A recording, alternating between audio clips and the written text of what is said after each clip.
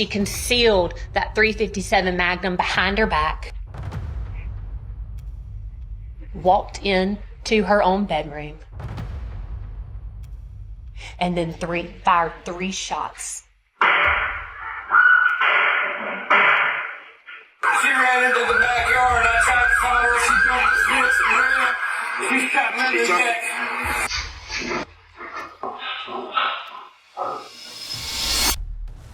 From the outside, everything looked normal. Home security footage shows 40-year-old Ashley Smiley arriving home from school with her 14-year-old daughter, Carly Gregg. They walk into the house calmly, no visible tension, no sign that anything is wrong. It appears to be just another ordinary afternoon in Rankin County, Mississippi. But what Ashley doesn't realize in those quiet moments is that her life is about to come to a sudden and horrifying end. Inside the home, the cameras continue recording. Ashley moves through the kitchen and heads down the hallway. Carly lingers behind her for a moment before stepping back outside with the family dogs. The house is still, peaceful. There are no raised voices, no argument, nothing that hints at the violence that is about to unfold.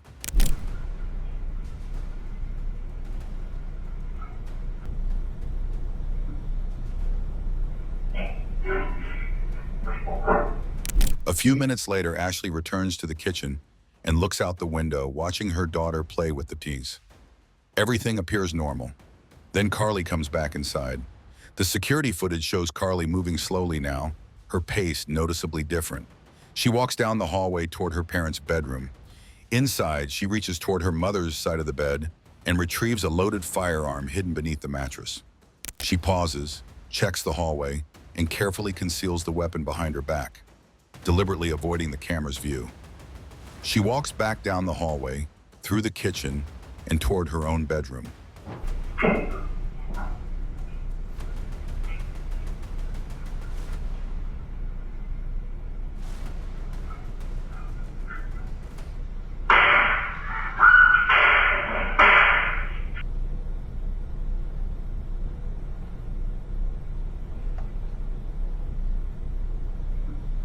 Moments later, Ashley Smiley is shot 3 times. After the shooting, Carly calmly returns to the kitchen. The cameras capture her placing the gun out of view and picking up a phone.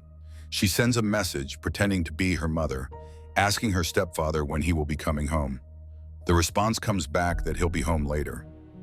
Unknowingly, that delay likely saves his life.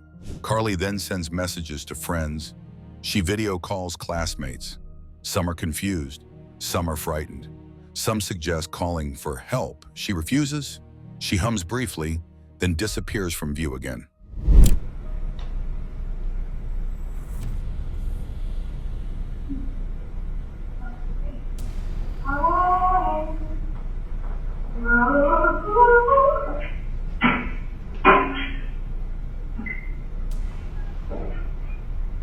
An hour later, Heath Smiley pulls into the driveway, completely unaware of what has already happened inside the house.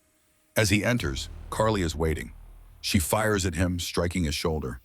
He reacts quickly, wrestling the gun away before she can fire again. Carly immediately flees the house, jumping a fence and running down the street as the cameras continue recording.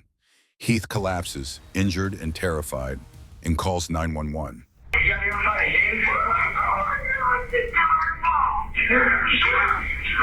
What? They killed her mom! She killed her mom? Yeah! That's what I'm screaming about! Where's the mom?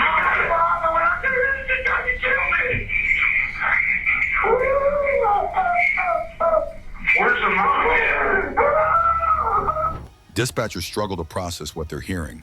A 14-year-old child has shot her mother and attempted to kill her stepfather.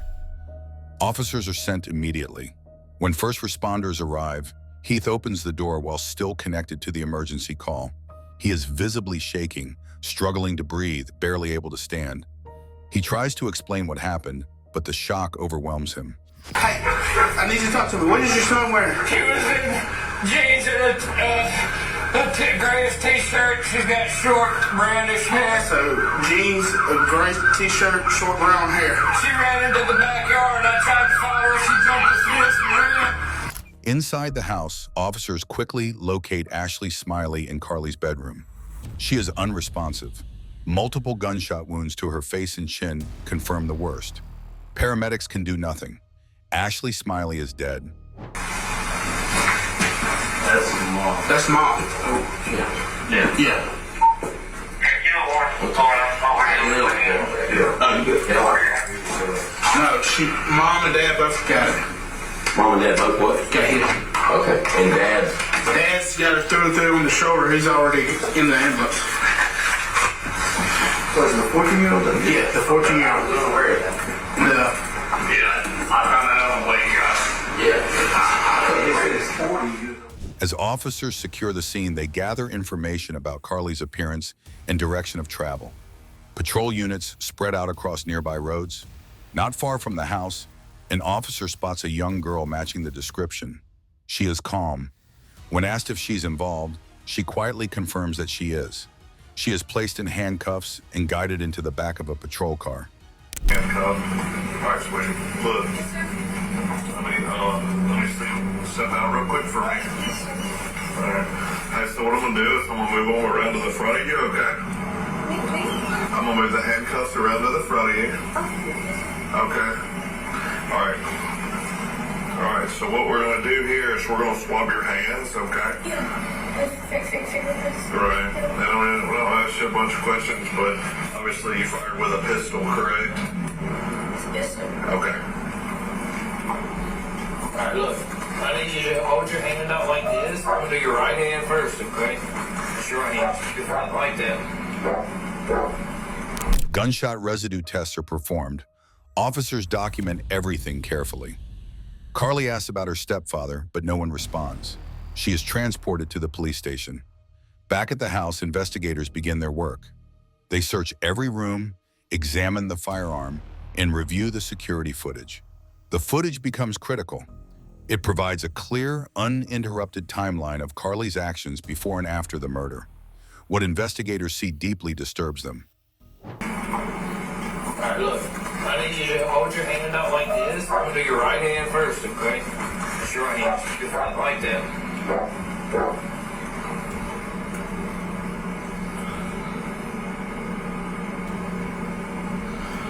Swab up here.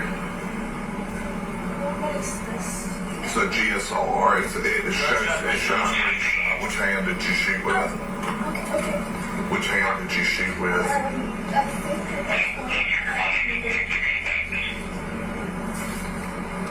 Alright, I'm gonna go up. flop the hand, turn the hand over, Turn it over. and rub on the outside part around the knuckles.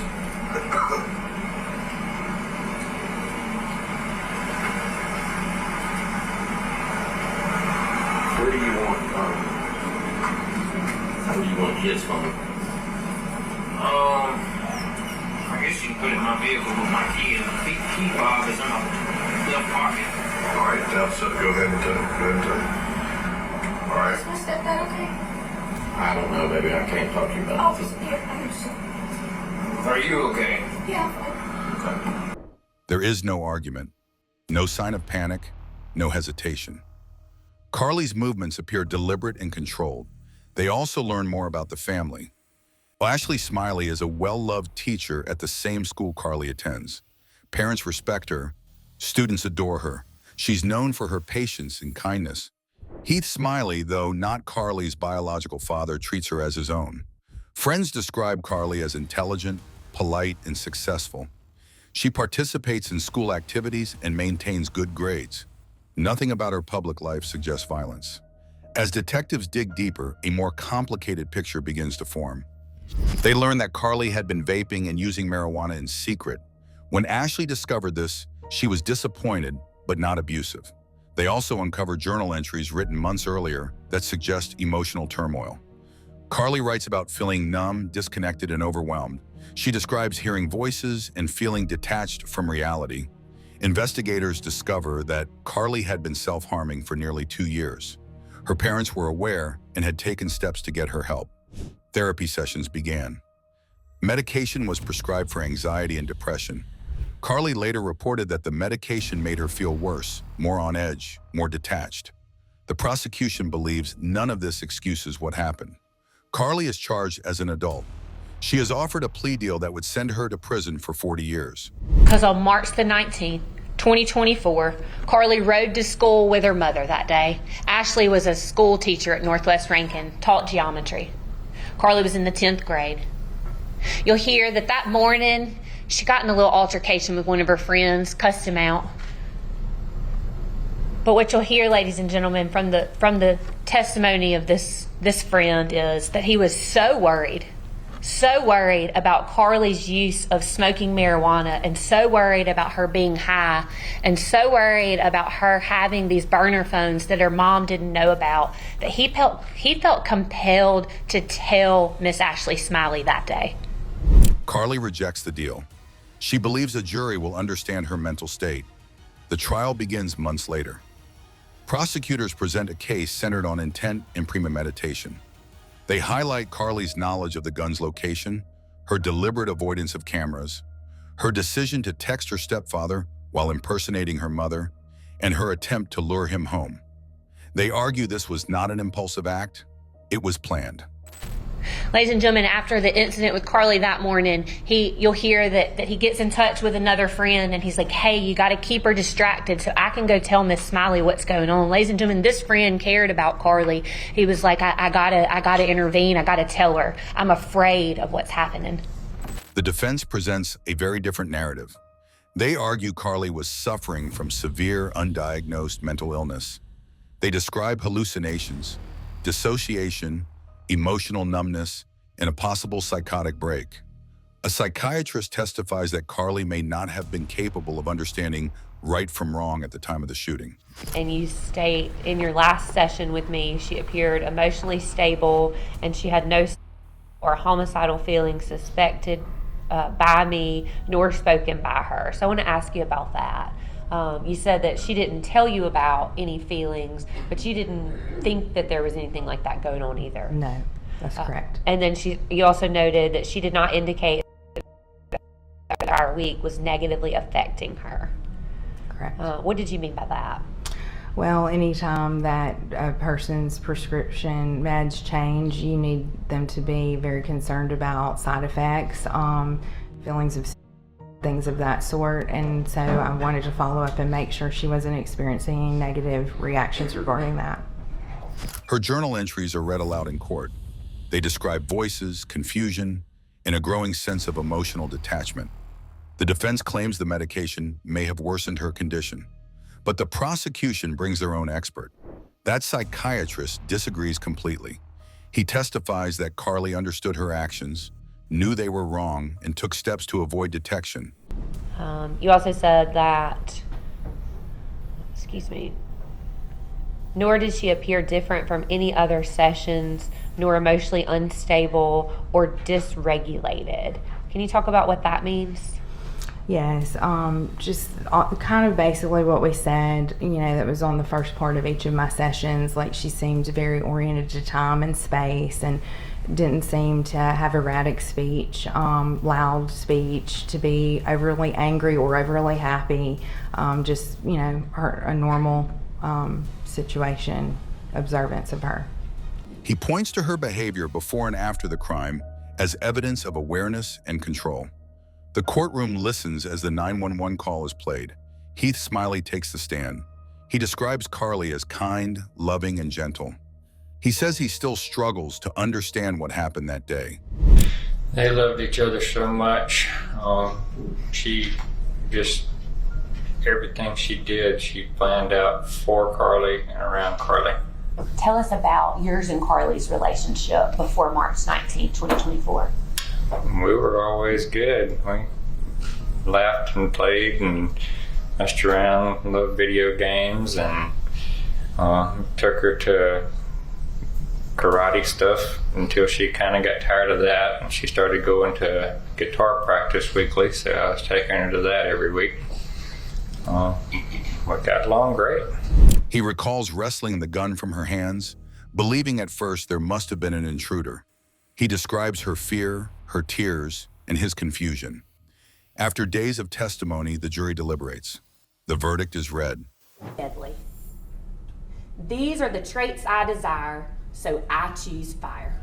Ladies and gentlemen, that lady right there chose fire. She chose to murder her mother, tried to kill her stepdad, and then tried to cover it up.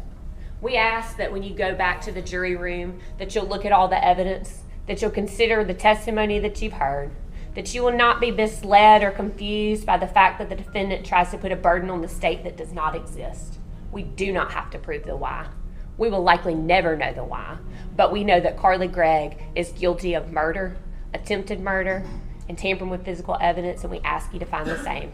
Carly Gregg is found guilty on all counts: first-degree murder, attempted murder, and tampering with evidence. She is sentenced to life in prison without the possibility of parole. At just 15 years old, Carly is placed in a secure juvenile facility for violent offenders. When she turns 18, she will be transferred to an adult prison where she will remain for the rest of her life. The case leaves a community in shock. A beloved teacher is gone, a family is destroyed, and a child once described as bright and kind is now serving a life sentence for an act that defies understanding. What remains is a haunting question that no verdict can fully answer. How did a seemingly normal afternoon turn into one of the most disturbing crimes Rankin County has ever seen?